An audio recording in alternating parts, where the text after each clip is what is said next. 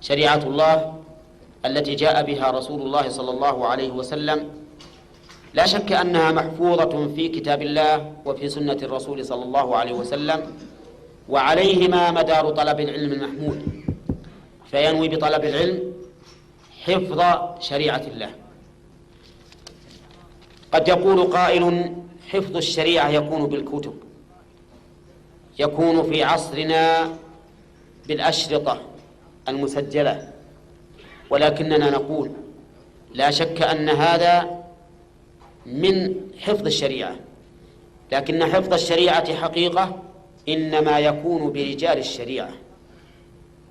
وإني أضرب لكم مثلا يتبين لكم ذلك جدا.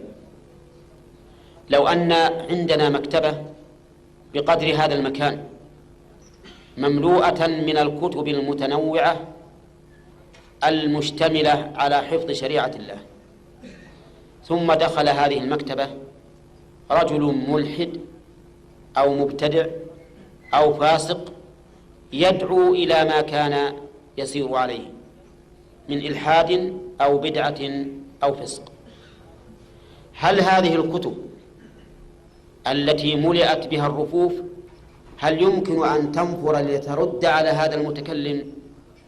كلنا يقول لا. إذا كان كذلك فبماذا نحفظ الشريعة من صولة هذا المتكلم؟